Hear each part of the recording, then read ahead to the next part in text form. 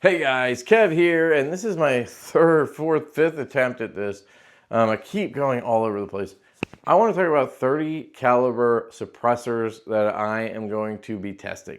That's what I'm going to leave it at. I want to show you all this stuff I've been working on and talk about it. And clearly I've got my mind full of shit I want to talk about when it comes to suppressors and just guns. But I'm going to refrain. And yeah. So I'm going to shut up. I have some 30 caliber suppressors that I'm going to be testing, and I wanted to show them to you before I do that. I just figured it'd be cool to introduce them, let you guys know I'm going to be doing more suppressor, silencer content because it's something I'm super interested in.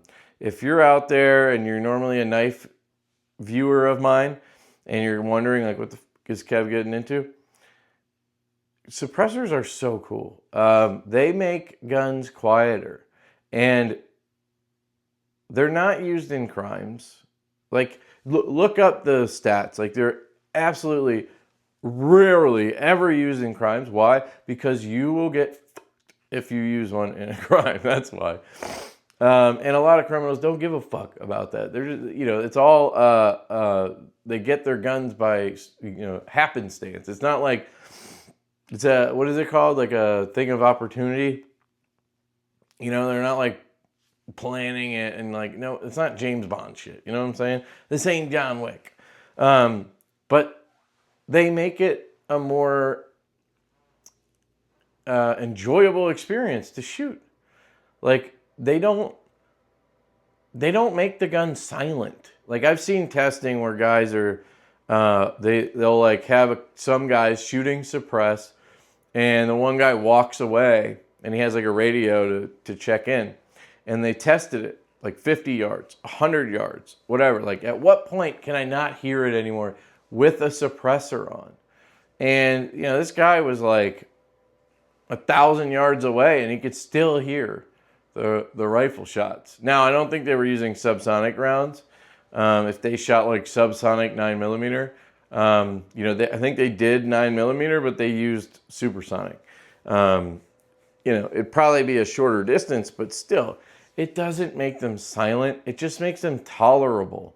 So you don't have to wear your fucking ear protection all the time, which you still should, whatever. I don't like doing that.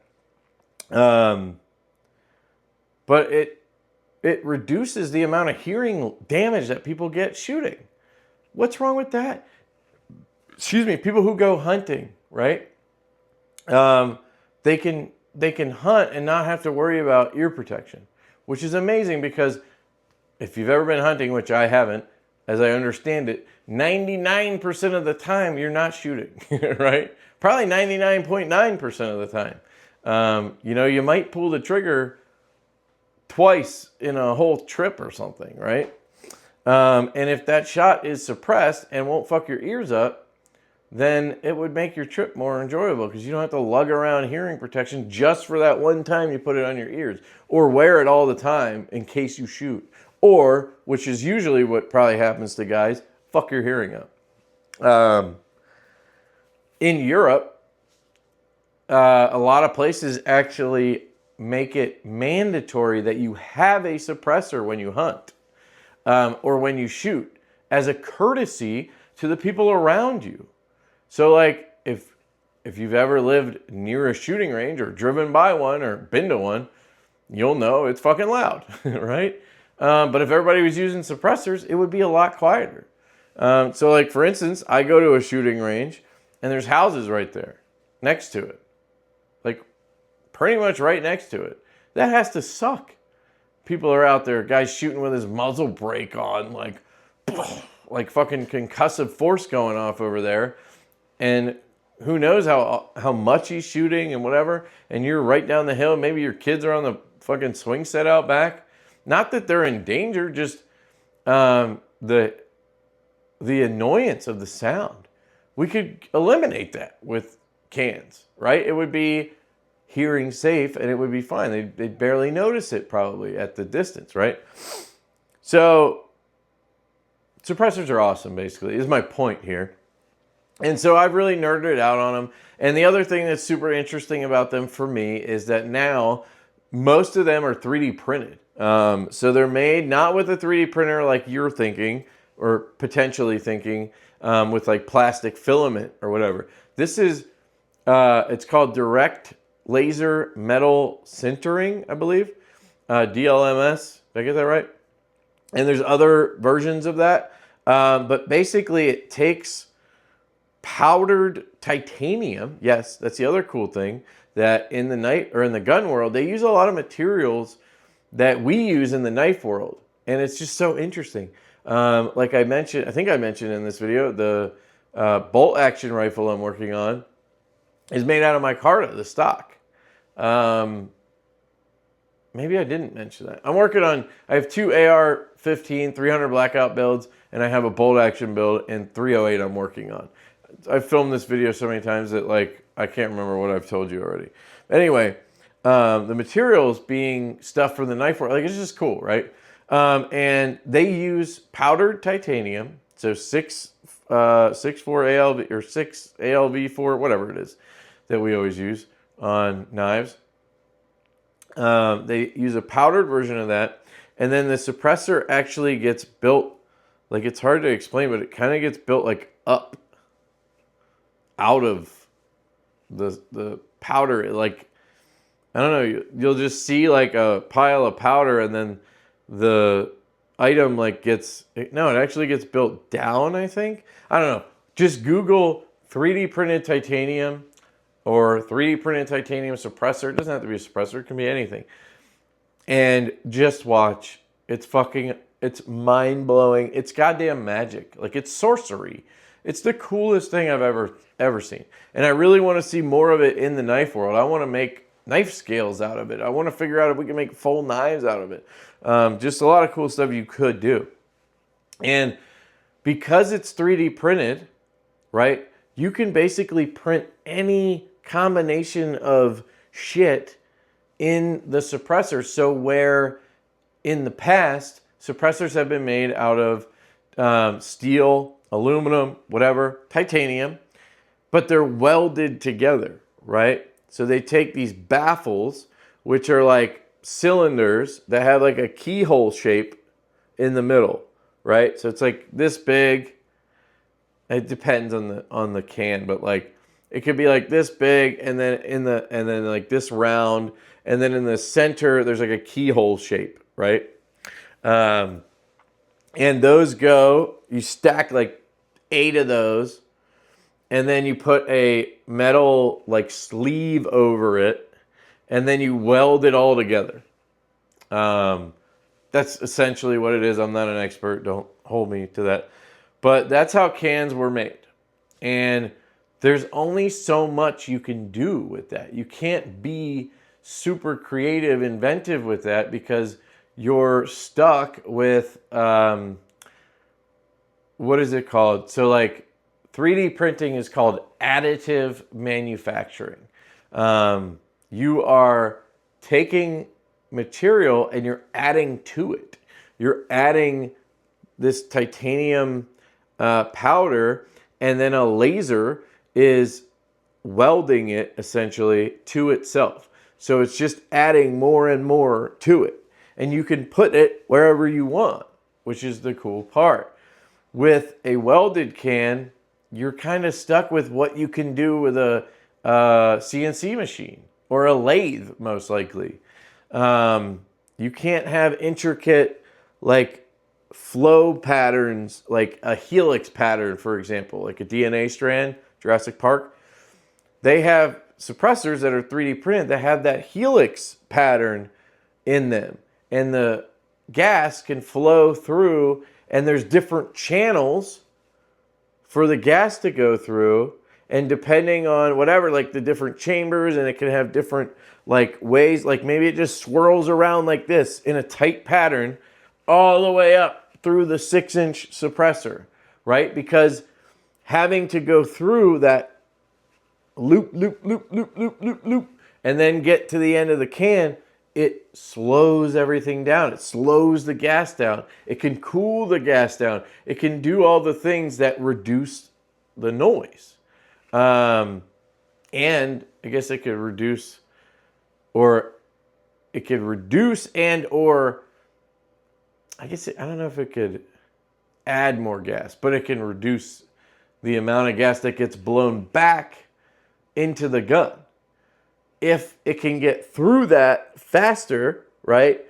But like, I don't know how to explain it. If you could spread the gas out enough and push it through fast enough that it doesn't blow back all the gas into the person's face. So now we have super intricate patterns that allow for better sound suppression and more reduced gas pressure or back pressure. Sorry, that's what it's called. So now in a world before I got into this, a few years ago, even, like, this is all happening now. Like, it's getting more and more, like, as I'm learning more, I'm seeing new suppressors every fucking week that have a cooler feature, that are better every week, and I'm buying them. So 2 years ago, 5 years ago, whatever, you had to choose if you wanted the suppressor to be quiet or if you wanted it to have low back pressure. Why is back pressure important? Okay, real quick. So when you shoot a gun with without a suppressor on it, the bullet obviously goes out of the barrel, the gas comes behind it. A lot of that gas goes up in an AR-15, let's say, goes up into your gas port, through your gas tube, back into the bolt carrier, and it obviously cycles your action, right? But when you put a suppressor on, it a lot of times, especially like go back a few years, just a few years, you put the suppressor on and now it's like the gas is kind of hitting a wall almost. Not quite. Some of it gets through the suppressor, but a lot of that back pressure is increased because of the suppressor.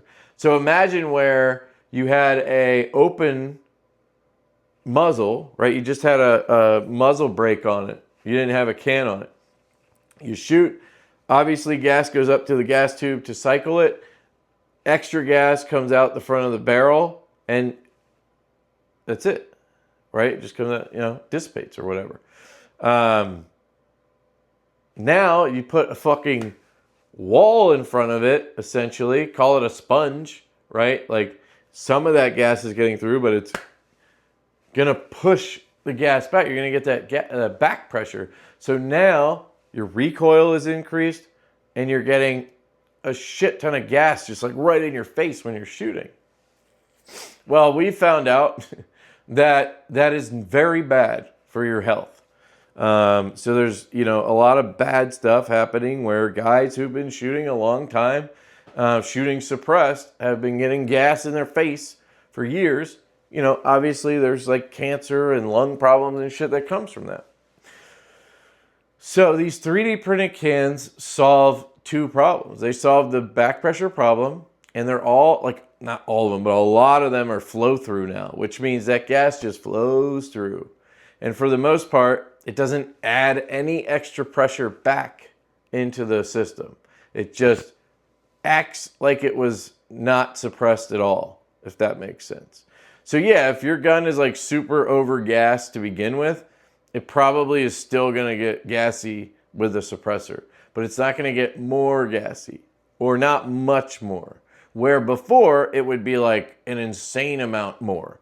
Like, you had to change your whole setup on your AR to make sure it even worked with a suppressor, because it would be adding so much back pressure that it's just beating your rifle to death, and your shoulder. So now we get both those things. It's quiet and it has flow through. It's amazing. It really is. Anyway, 30 cal suppressors that I want to test. Okay. The first one I bought is the CAT ODB. This is the CAT Old Dirty Bastard. This was made by CAT for Combat Application Technologies, I believe is what CAT is. They are made by CGS. I also believe that is correct. CGS is another suppressor company, and I guess they have 3D printers, and CAT uses them. Basically, it's an OEM. They have the cool designs, and then they use OEM to make the cans on their 3D printers. They also actually use another OEM, which it's on their website, I think. I saw, yeah, it's in their FAQ if you want to know more. They have a line of suppressors called the CAT series, which are, those were made to like solve specific problems from the military or police, I think. Like they would be given certain criteria that needed to be solved on a suppressor, and they would make that. And so the cans are extremely similar between the standard ones that are like, you know, civilian market, and then the CAT ones that are, I think, law enforcement, military. But they're differentiated, and they use a different OEM for the CAT ones, I think, to make them more affordable, if I'm not mistaken. Or maybe it's the opposite. But anyway, you can look into that if you want. You can get an CAT can as a civilian, but I don't know, like, the whole thing with that. Anyway, this one was made for 7.62 by 39, which is like an AK round. And it obviously also works on 308 and 300 blackout. But when CAT makes a can, they literally like design it for a round. So they can change the aspects inside because it's 3D printed. They can change the stuff inside to make it work better for each caliber. So like, let's say you have 5.56. Well, that's a very high pressure round, really fast round, right? So obviously that's going to act differently than, I don't know, subsonic 300 blackout, which is like basically a big pistol round, right? Moving slow. So some of that technology obviously is going to translate for anything. And that's why the ODB works really well on 300 blackout and 308. And obviously what it was designed for, 7.62 by 39. So a lot of people say it's the best 308 can, 308, 7.62, 300 blackout can that you can get. So obviously I wanted it and I bought it. I got it in Inconel because I just wanted to try Inconel. Again, I think it's cool. You know, sue me. It's cool because it's heavier, it's like tougher. It heats up a lot slower than titanium. It obviously will erode a little bit slower than titanium. And it doesn't spark at all. Titanium cans notoriously spark a little bit. That does apparently subside after, I don't know, 500 rounds, 1,000 rounds or something. And I'm not going to need any of the benefits of Inconel. I just wanted it because I thought it was cool. So I got it. And I figured I'd get more 30 cal cans in titanium anyway. So why not, right? So all my cans are hub. I try to make sure that they're hub compatible so I can put my Plan B mounts on. What is that? That is like this thing right here. So this goes into the suppressor. So your suppressor has threading on it, and you put a mount into it. So this goes in there, sits in there. And then your muzzle device, in this case, here's just like a flash hider. This goes into here. Obviously, this would be on your barrel, just in case YouTube hates this. This would be, pretend this is inside of a suppressor, right? This is attached to a barrel. They go together like this, and then they have threading that meets up. And then there's a taper that locks it in place, so it's a taper lock. So now just a little bit of torque like that, this is not going to come loose from shooting. You have to give it a good twist to get it to come loose. I wonder, why don't we do that on knife pivots? Why don't we just have a taper? I'm gonna design that, I think. It probably exists. Anyway, that's how that works, right? This is the most common system at this point, I think. I know hub is 90% of cans now. You can get either in a hub setup or they're just hub already. Most are just hub now, and then they let you choose what adapter you want, what muzzle device you want. So, where even even like a year ago, when you bought a suppressor, it would always come with a direct thread mount or something. It would come with some kind of mount, like my Hux can, my Hux 36 range came with this thing. So I could attach this to the suppressor, and then I could use this to attach it to the muzzle device, which looks like this. This is the Huxworks muzzle device. Okay, I think this is a 30 cal, yeah. So then this would be in your suppressor, this is on your barrel. In this case, you put this in and you twist it the other way. It mounts to the left side. Let me get it to go. Let's see if I can get it. It's hard to think backwards. So you actually turn it the opposite way. So lefty's tighty, righty's loosey. Why is that important? Well, because when you shoot it, it actually tightens it on. Instead of wanting to break loose when you shoot, it actually wants to tighten more. Oh, this way. This also has some kind of cinch lock on it, so you can then tighten this thing down. Interesting. I never used it. So most of these are going to be hub, but that one came with this. A lot of times they come with the muzzle device too, and that adds cost. And again, I feel like most people probably don't use those, and they just end up buying their own for the system they use, right? So I have a bunch of these fucking hub adapters. So like, I have enough. I can put rings on all my fingies. Like these are all extra ones. I already have one in here. I have one in here. There's one sitting there that I don't have one in. So like, point being is I bought way too many because I just buy shit to try it. And I'm telling you out there, if you're interested in this, just go with a hub and go with Plan B. Those are the important things to note. You want the Plan B muzzle devices. You want the Plan B to hub mounts. So hub is this part that screws into the suppressor. And this is 1.375 inches by 24. Whatever that stands for, 24 millimeter, I don't know. And then Plan B is the internal thread, this threading, that goes into the mount and tightens down.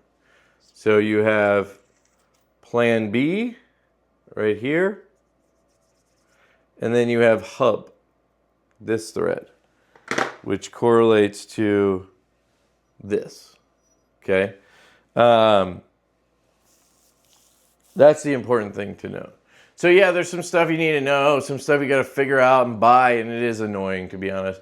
And there's not a ton of YouTube videos that explain it well, and this one didn't explain it well either, because I'm just touching on it. But I would recommend you go with Plan B and a hub size suppressor or mount, whatever, threaded suppressor, sorry. And it's just going to be easier that way than telling you to look at all the other ones. There's so many other ones. Dead Air, Chemo, Silencer Co., ASR, or whatever. There's like a bunch of them. And I don't think any of them are as universal or as just simple and easy as the Plan B mount to me. So that's my recommendation. Anyway, I got the CAT ODB, and I have shot this, put I don't know, maybe 200 rounds through it, 150 rounds through it, trying to get that one AR to run, and I like it. I like it. It works. I do wish I got titanium because I don't need Inconel, and it just adds weight. This is like 18 ounces, where, well, with the mount, it's probably closer to 20 ounces, where the titanium version of this, because you can get this can in either, is like 10 ounces or something. And I'd rather have that, but whatever. It's cool I have it. So that's the thing I was getting at. They usually come with either, they come with a mount already in them, and sometimes they come with a muzzle device. And then they cost $1,200, $1,400 for these suppressors. Well, there's new companies now that are emerging because these 3D printed cans are easier to find manufacturing for. Like you basically just need to have a good design, and then you just find somebody to make it for you, and they just print them. It's not like you need to have your own shop and you have to run a machine and know all this shit. You really just need to find somebody who can make them in a 3D printer for you, and you pay for that service, which is cool. So now there's these smaller, new suppressor companies, and they're coming out with amazing technology. CAT is one of those. That's why I really like CAT, because they have this amazing technology in here. But they are expensive. You know, this one, the ODB, I think was $1,100. I got it for less because I know a guy who has an FFL SOT, and he is not out to just make as much money as he can. If you want to ask me about him, you can. I've talked to people about my buddy who does the FFL stuff. I've got a bunch of guns and stuff through him, and he saved me money for sure. It's not going to be free, but it's definitely cheaper than getting it online or wherever. Especially at your store, it's always more expensive. So I think I paid like $10.50 for the ODB, and if I bought one now on just wherever online, it'd be like $1,200 probably. In Inconel, it'd probably be like 12 or 13. So then you're going to pay the tax stamp. So you always got to add $200 to whatever price I say. That's expensive, you know. It is a lot of money for suppressors. I bought this one. This is the 9mm CAT can. This is their Mob. This one's titanium. The difference is just, it's amazing. Titanium's so cool. This actually this can be used on 300 blackout. I think it's rated for subsonic and supersonic, so I'm actually kind of curious to try this on 300 blackout. And until these new cans came in today, I was gonna just run this to see on the one rifle because I had the ODB on the other one.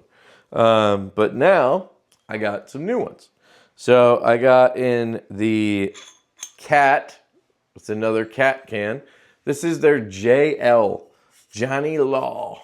So basically the ODB is the old dirty bastard. They basically have like a Russian looking fat guy shooting an AK. That's the kind of meme for that one.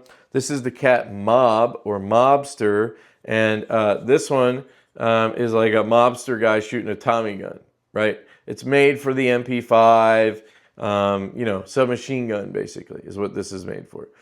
The Johnny Law is basically the joke with that one. The meme is like a skinny police officer who's, you know, like a sniper or something. I don't know, like a patrolman or something. And this sucker is 8 inches. So here's the ODB, and then here is the Johnny Law. And you can see, so this one's like 6.5, let's call it, inches, and this one is 8.75 or something like that inches. So you have quite a bit of a difference. Different technology. This uses their surge bypass technology, and this uses their Sniper 2 system.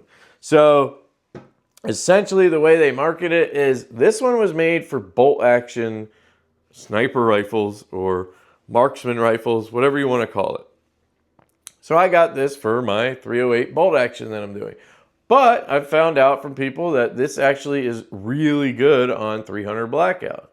Now, it doesn't have as good of gas mitigation as this one. This one's more flow through, as we said. And this one's a little less. It's still fine, but it's not like, completely flow through. Like this one's like top notch. Like when I shoot this one on the 300 blackout with my rifle speed system, adjustable gas block, I have to, I think, I have to change the setting by like 1 or none. It's that good on gas that running the gun without a suppressor and running it with this suppressor, it basically doesn't make a difference when it comes to the gas setting, which is a good sign. It means it's very good with the flow through part. But yeah, I thought this would be cool in the bolt action. Then I figured I'd test it on the 300 blackouts. I've seen some videos where people say this is the quietest suppressor, which is really cool. Again, I like cool shit. And I did a lot of research before buying any of these. And I think I've made solid choices. I don't know. We'll see. This one's actually lighter weight than this one. Like, quite a bit. And it's because this is Inconel and this is titanium. It's like, even though this is wider and longer, it actually weighs less, which is kind of interesting. These are DLC coated. This one actually almost looks like it's raw to me. It kind of looks like it's not coated, but I could be wrong. I mean, if you look at it, it's like gray, right? I mean, look at this is the mount, which I believe is DLC or PVD. This is supposed to be DLC. And this is the same mount. See? Like, this looks black. This matches better. Matches the DLC coating. This almost looks like it's not DLC'd, it's just raw. I mean, I don't care either way because I actually want a raw can to try. But it probably has just a DLC coating. This one probably just has oil on it or something. Or maybe the difference between the Inconel and the titanium, you know. One interesting thing I just noticed is this one has like a swirly pattern to it. I always look at the pattern of the titanium. It's hard to explain, but if you look at it, see the angle here, you can see like the lines, like how it was designed. This one seems to be like swirled around, like I don't know if I said that earlier, like a helix pattern, which is cool. Usually they look like this or this, where you can see the circles going around. I see the lines just going around perfectly straight because they're like baffles or whatever.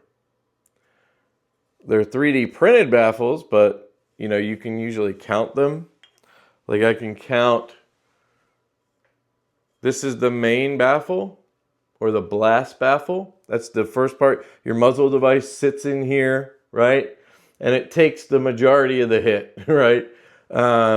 I also would recommend that you get a muzzle brake for your suppressor if you're going to put it on a rifle.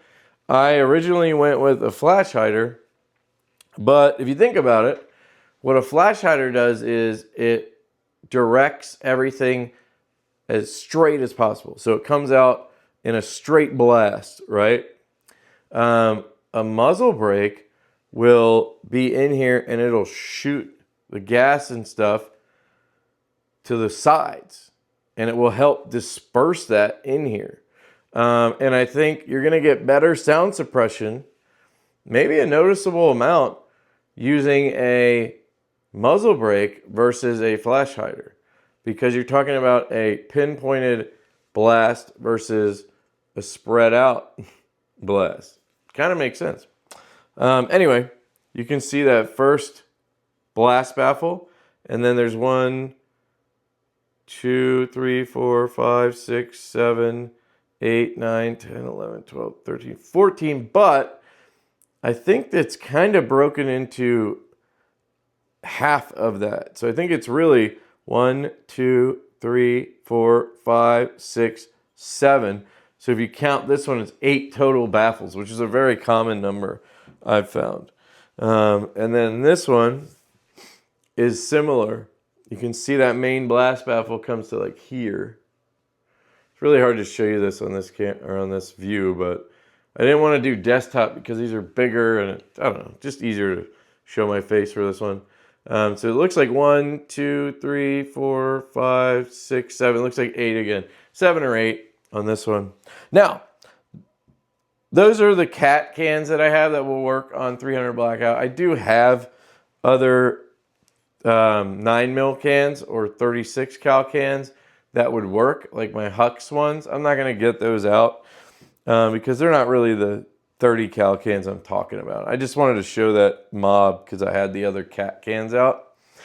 The other one I got, this is from one of those small manufacturers I talked about. They came kind of out of nowhere this year. They're called Ridgeback Defense. There's 2 brands, I think, 3 suppressor companies that kind of came out of nowhere recently and are like, what? And they're making incredible stuff. Stealth Additive Works, or SAW. They're a company I really want to try their stuff, but I can't get a hold of them.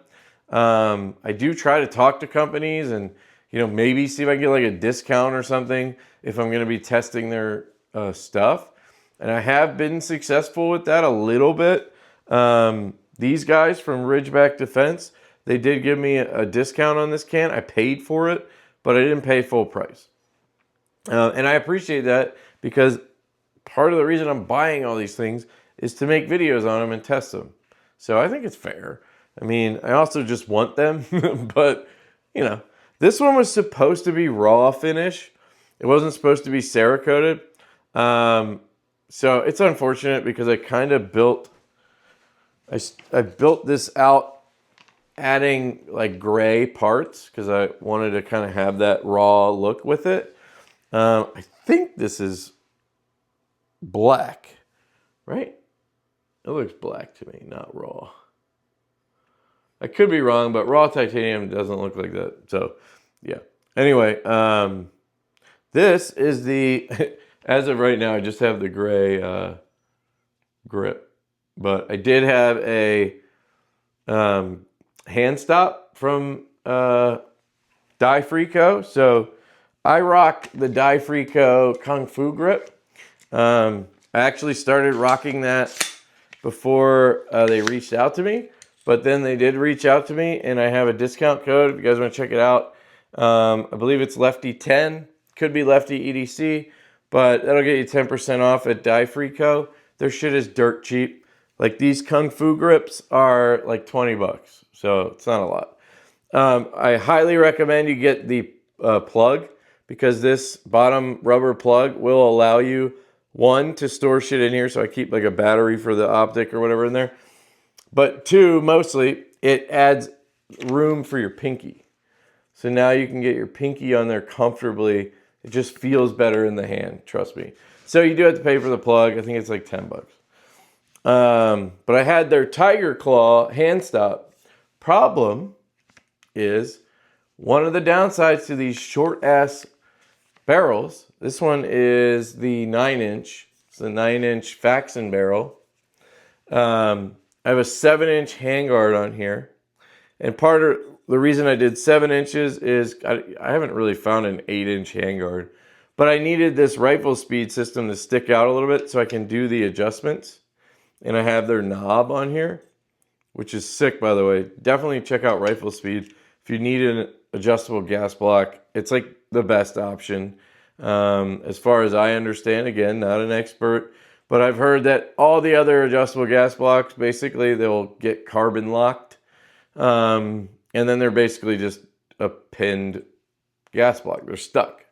This has this knob and uses a plunger system, and it just does things where it's not going to get carbon locked. Like it could, but it's way more difficult. And if you just clean it like once every few thousand rounds, you'll be fine. And it's super easy to clean. All you got to do is push on a thing and unscrew this, and it comes right off. And then you can swap parts and you're done. Anyway, I needed this exposed. So anyway, it's a 7-inch handguard, and with the rifle speed in there, I can't mount anything back here because I'm bumping into the gas block with the M-lock. I actually can only use one little, not one M-lock slot, one M-lock tab. I have this one tightened down.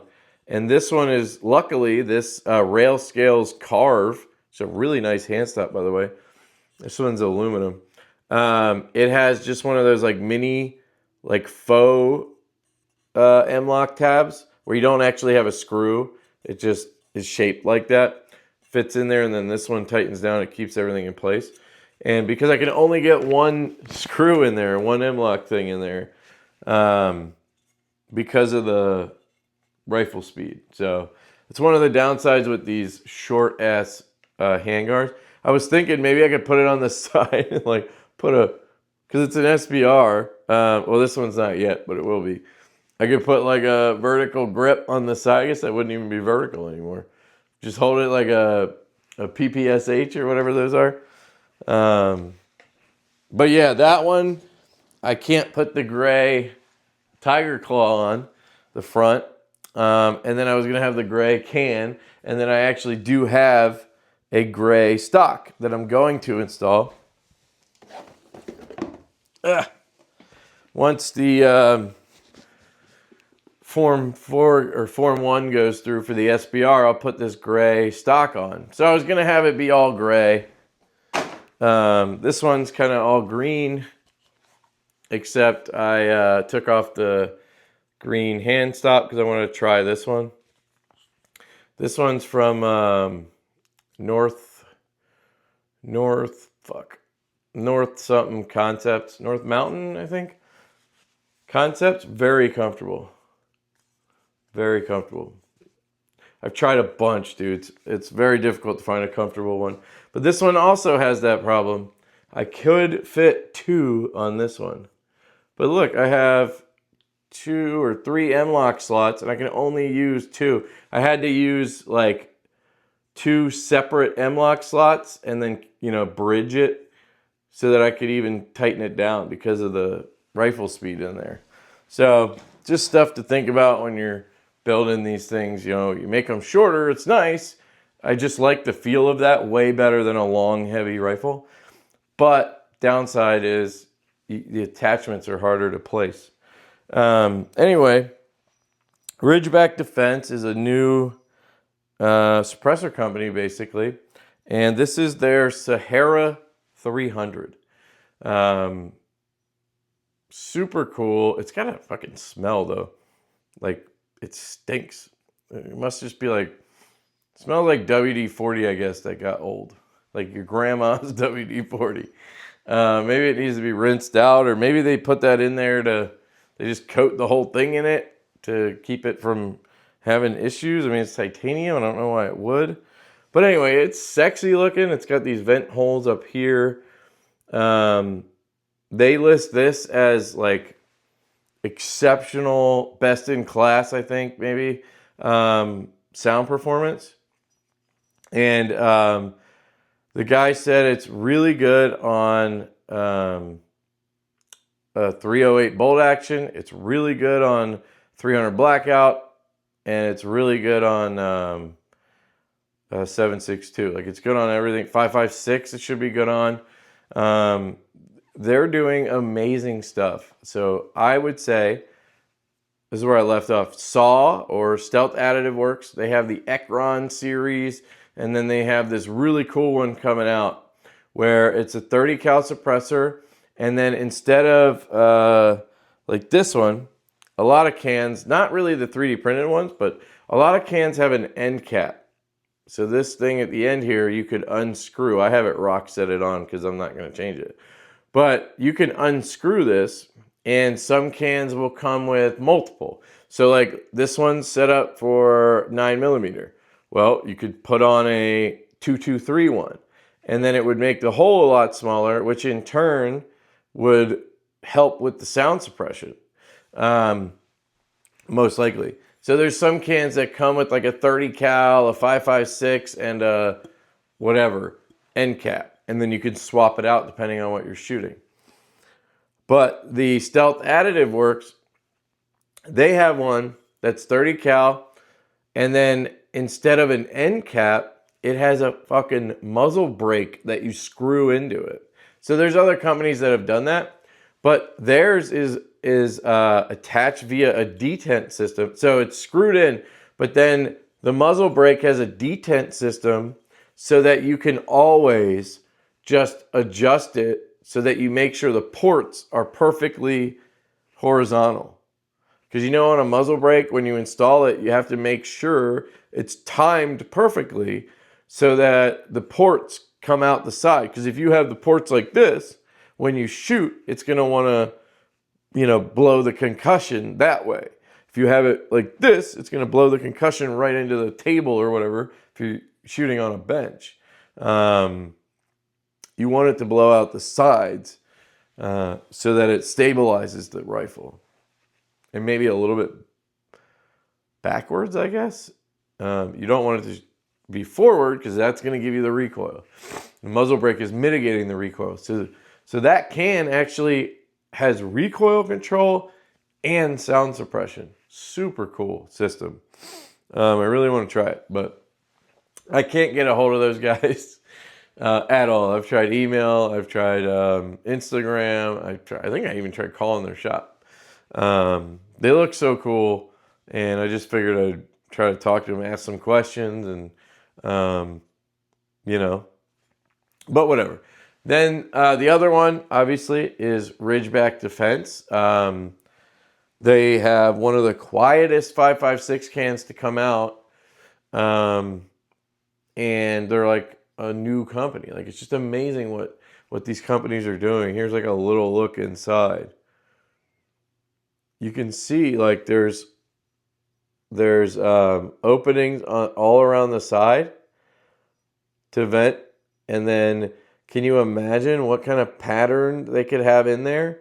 Like, is it just going around in a small chamber all the way out to the front and then venting out here? Or is it doing something else? I don't know. It almost looks like each one of those like pedals is also maybe open in there. Like there's a little flap open in there for gas to get in. I don't know. Where a lot of suppressors, like especially welded ones, you're just going to see that keyhole shape all the way through. I'll show you. Because I think the ODB has it. Yeah. So if you look at the ODB, you're just going to get this keyhole shape. This is that traditional, in a sense, design of a welded can. See that keyhole shape? That doesn't mean this design is standard. They have a lot of stuff going around the outer sides and whatnot, but they kept that kind of traditional, what would you call that? The bore shape is that keyhole size. Anyway, Ridgeback Defense is one of them. Their Rhino X, I believe, or S, one of the two, is apparently one of the quietest 5.56 cans on the market. And it's like 5 inches or 6 inches or something. Like, it's crazy. And they came out of nowhere, basically. So I looked on their website. I'm not a big 5.56 guy. I need to build a lefty 5.56 rifle, but I haven't yet. I do have a 5.56, but it's right-handed. I'm just less interested. And it's got a pin-and-welded Huxworks muzzle device, so I can't really test cans on it unless I really fuck with it. And I'd rather just build a lefty. So I looked on their site, and I was like, do they have a 300 blackout can? Because that's what I'm going to build. And they did. Sahara 300, dude. It looks fucking cool. Got these dimples on it. I love the end. And it's hub. So what I'll do is I'll take something like this. This is a Rearden Atlas Gen 2. And I'll put that in those threads.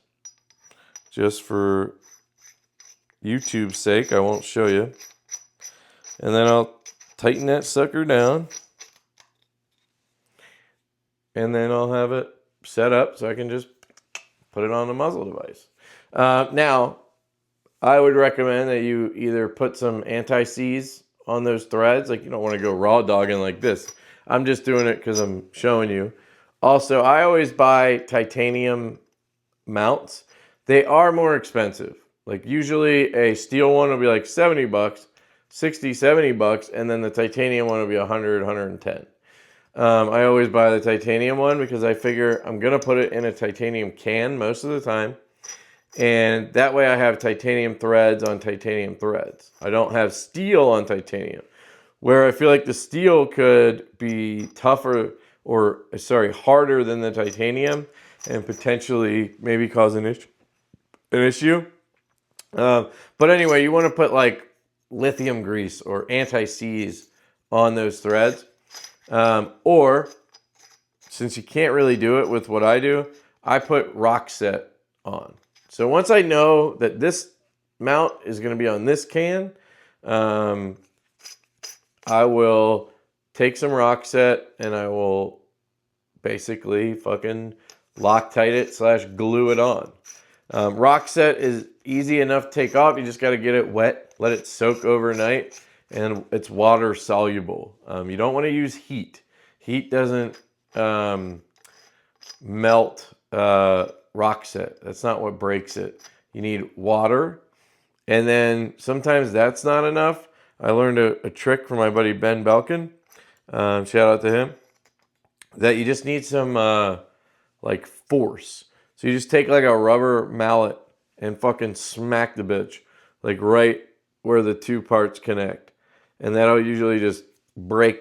It'll like break that rock set loose, and then it'll come off. It actually worked for me on this can because I was having issues with the concentricity. I actually sent a barrel back to the manufacturer, the first barrel I was going to use on one of those rifles. And I thought that it was off. I put the alignment rod in and it was almost touching. So it wasn't technically failing, but it was really close. And I have OCD. So I sent it in to Ballistic Advantage, and they ended up sending me a video showing it was perfectly aligned or whatever. And I'm like, what the fuck? That was off. I changed muzzle devices. I tried, put it on different guns and tested it. And the one thing I didn't test was the freaking adapter, the mount. So this mount right here, this is the new one. This one's from Break Arms. This is their Plan B low profile mount. The one I had on there was this SDTA, South Dakota Tactical Arms or something like that. Cool people. But this is the one I had on there, and the concentricity was off. So basically, there's so many different threads when it comes to a suppressor that you got to worry about. Like, think about the barrel, right? So you have the barrel threading, or you have the barrel sitting into the extension, right? So there's an extension screwed onto the barrel or whatever. And then the barrel is hammered into the upper receiver with a pin held in, pin holds it. Then a barrel nut goes over that and tightens that down. Then you have your threads on the muzzle device, okay, or on the barrel. Threads on the barrel that have to be perfect so that the bullet doesn't want to shoot a different way when you start adding things. So you have to have those threads be perfect. Then you're putting a muzzle device like this. So these threads are now on the barrel, right? Now you're putting one of these inside the suppressor. So you have these threads, right? I don't have any more that don't have one, but you have the threads from the mount and you have the threads inside the can. Those have to be perfect. All right. Then you have the threads on the actual muzzle device that go into the threads on the mount, and that has to be perfect, right? Like, you can have very little room for error, and you have so many pairs of threads. You know, if you're just talking about the end of the barrel, right? You have the threads on the barrel, the threads on the muzzle device. Then you have the threads on top of the muzzle device to go into the suppressor. You have the threads for that to be fed into. Then you have the suppressor threads for the mount and the threads on the mount in the suppressor. So you have 6 different sets of threads. 3, sets. 6 total threads. And if a couple of those are a little off, all of a sudden your suppressor, your bullets are going to be hitting your suppressor.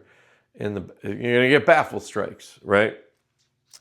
So it's amazing to think about how precise the manufacturing is that literally I've never had one fail. Now, I've only been doing this for this year when it comes to suppressors, but I've never had one fail the alignment test. Now, I've had it, like I said, really close, but it still would have shot fine.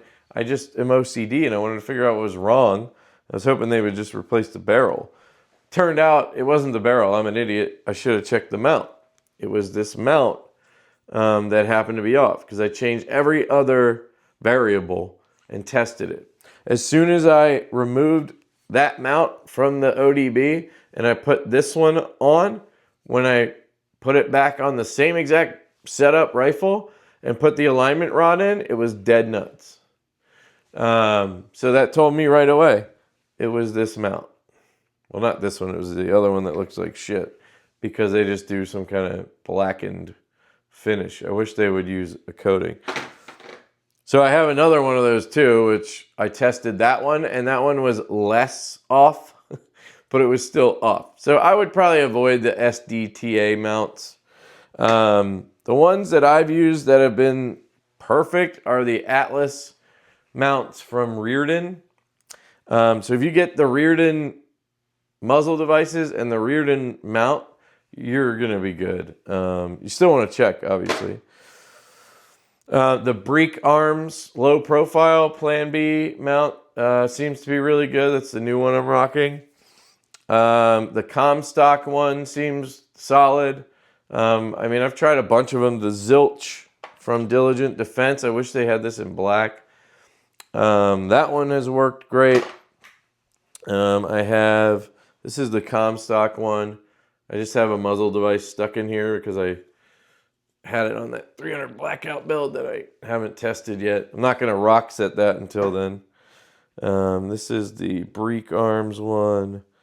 That's the Breek Arms one. And this is the Rearden one. And then my other ones have, I think, just Rearden ones. But anyway, that's how you set that all up. One thing I wanted to point out is the packaging. I appreciate the packaging from Ridgeback Defense. It was really solid. This is the Sahara 300. You can see they got this little lion character or something. Sahara, lion, makes sense. 30 cal. And it's just this tube, and you just twist it. Well, you just twist it off. This was around the can. There's a bubble wrap in there. That's it. I appreciate that very much. And the whole point of this thing about telling you about the small companies, the price points. So, Stealth Additive, Ridgeback Defense, and then the other one is called Exigent Defense.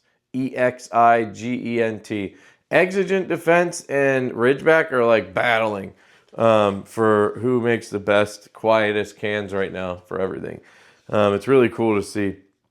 And like they're making short cans with sound suppression as good as some cans that are like this, 8 inches. You know what I mean? That's what she said.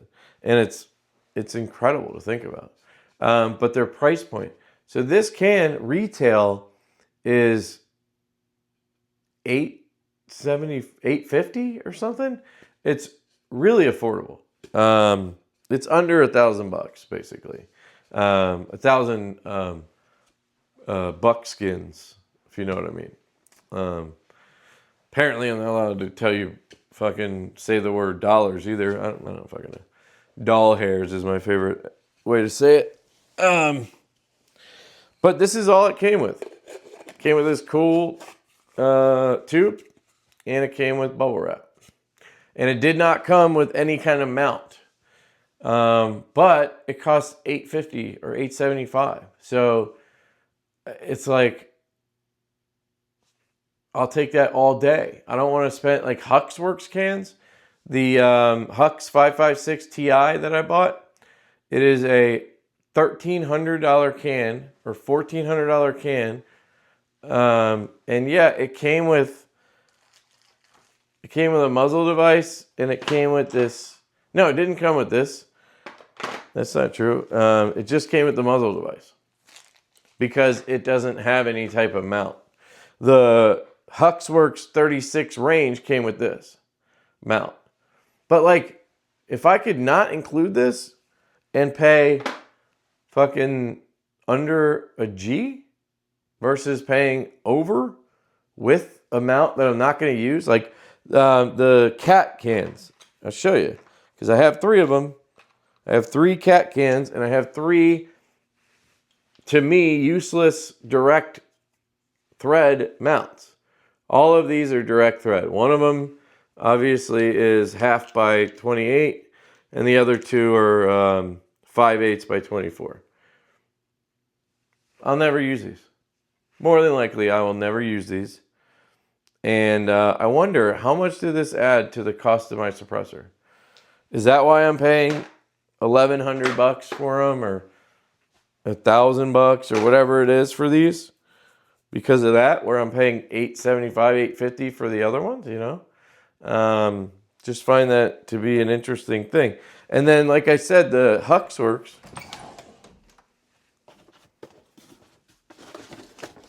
they all come in a box like this. So now I got to keep these fucking boxes. This is the Range 36 Flow or whatever. It's a great suppressor, by the way. I love it. It's, you know, it's got a decent box. It's got big ass thing, and it had like it had the QD thing here, and it had like a wrench, I think, up on the top.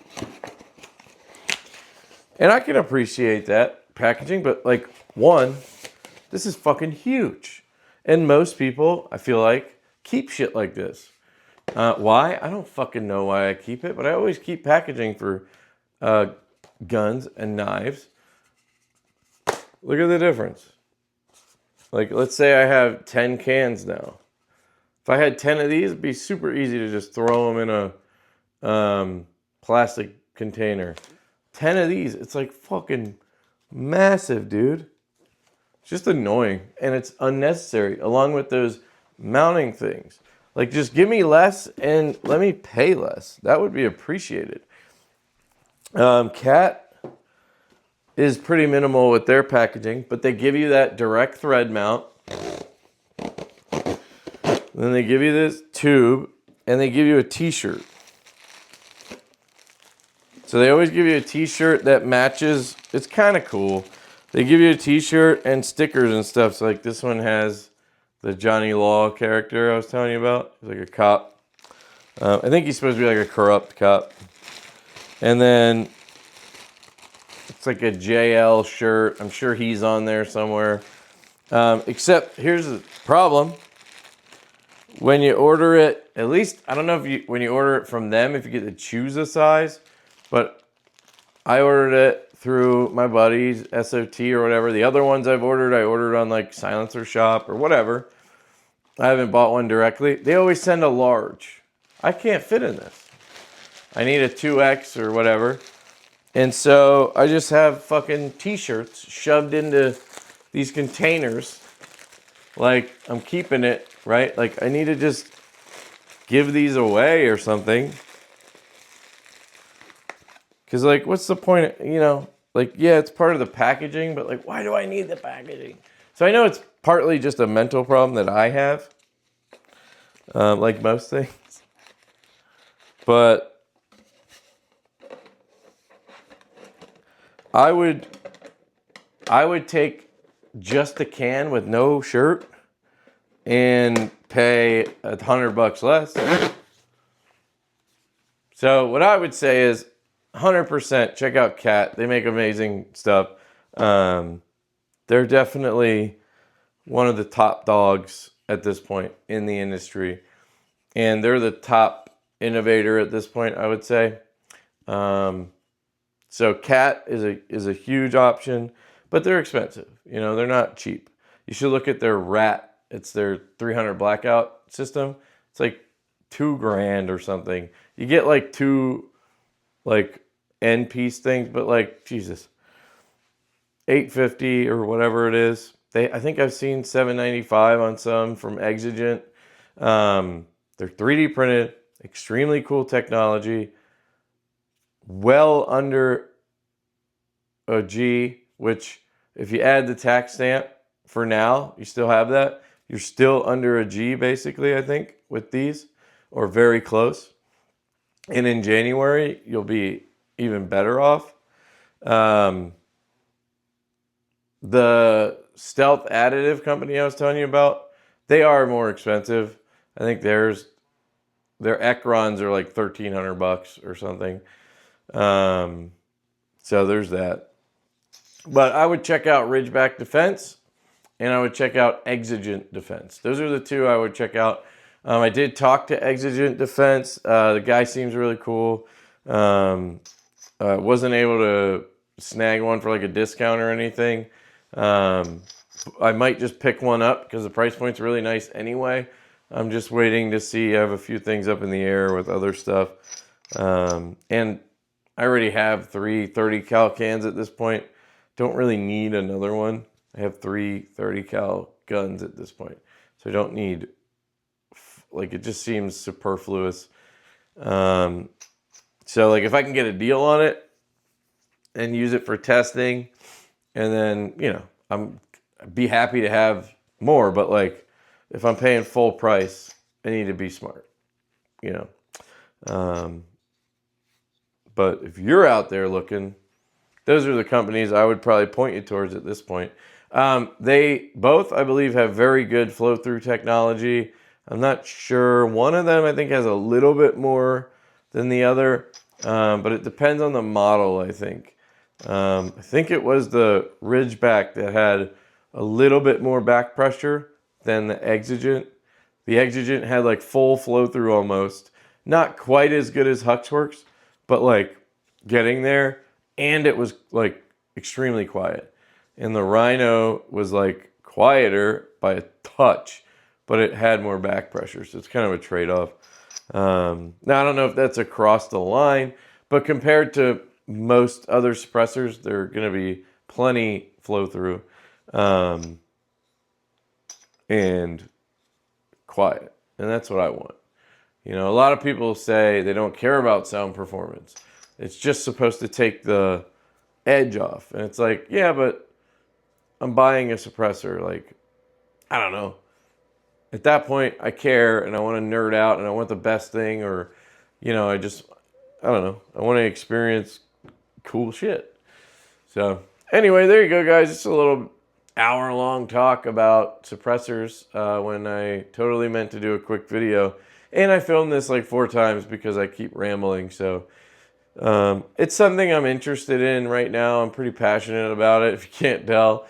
So if you're into it, let me know in the comments. Would love to talk about it. Like I've said many times, I'm not pretending to be an expert on this or anything. I'm just giving you my thoughts and opinions and experience, and telling you what I would do if I could go back and start over. I would save myself thousands of dollars by not buying certain things.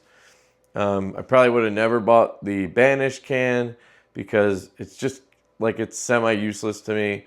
Yeah, it works on like 1 pistol. And I could put it on a PCC, but then I can't have a muzzle device. And it's just stupid. It's good. It's very good. But just kind of like the niche for it doesn't make sense. I probably wouldn't have bought the Huxworks 5.56 Ti. I wouldn't have bought the rifle I have. the 5.56 rifle I have, because it has a pin and welded Huxworks muzzle device. I would have made sure I got one that wasn't pin and welded so I could put on whatever I want. And I regret the shit out of that. So I would, yeah. And like, obviously I wish I had started later and knew about these guys, because I would have saved myself a ton of money, right? I would have bought an Exigent Defense Vanish 5.56 for my 5.56, or the Rhino S for from Ridgeback Defense for my 5.56, and called it a day. $850 or whatever, instead of $1,500 for the Huxworks, you know. I probably wouldn't have bought the Huxworks Flow 9K, because what's the point? I had the 9K, or I had the 36 range, and then I was like, why don't I get the 9K too? Like, that one is a good price. It's like $700 or something, and it's good. If you put it on a lever gun, it's very good. But the 36 is almost as light, and it's obviously going to be better flow through, and it's going to be quieter because it's so much bigger. But it doesn't weigh more, really. So it's like, I'd rather just get that one. So that's 3 right there I wouldn't even have bought. And that's probably like $2,500, you know. Definitely would buy all the CAT cans I could. I'd put that $2,500, boom, just buy every CAT can I didn't get. Now they have a bunch of different sizes in the same caliber. You know, like they have the ODB, then they have like the what's the other one that's they have another one in this 7.62 or 308. I forget what that one's called, but it's shorter. It's like the K size, you know. I wouldn't really need to buy those, but I did buy the longer one. I definitely would have got the ODB in titanium. If I could go back, I would do that. So unless you're an operator or something, and you need the weight, or maybe you're just, you know, you're doing tactical games and you're shooting nonstop or whatever, you're gonna beat the shit out of it, or you're gonna put 1,000 rounds through it in a couple of years, and go for the Inconel. But if you're like most of us and you're plinking and you're doing range days and you're going to be shooting a lot 1 month, and then for 2 months you don't shoot at all because you have stuff going on or whatever, get titanium. It's just, you know, it's usually a little bit less. It's cheaper. If anything, they'll be the same, or Inconel will be like $100 more. Just get the titanium. You save the weight, and you save some money. Just kind of makes sense, honestly. So I would definitely get the ODB in Thai. And yeah, I would have just bought some different cans. I don't think I would have bought less. I just would have put that money somewhere else, right? I would definitely have an Ekron 30 or 5.56 by now. I would definitely still have bought the Mob from CAT. I would have a Vent from PTR, but that one's $1,500, which is, even for me, who can justify anything retarded, I would not be able to, I just can't pull the trigger on a Vent. They're $1,500. And then they have that like porous system, where apparently they can get like plugged up over time, and then you have to clean it more often. And it's like, you know, I'd rather just get the CAT can and have it be sick, you know. I don't know. I'm going to shut up now. I love you guys. I really do. I appreciate anybody who's hung in there for this. And if you guys want to talk more about this stuff, please let me know. If you want to see anything else, let me know. I want to do, you know, I want to do full rundowns on these builds. You know, I have an O-Light on here. O-Sight X.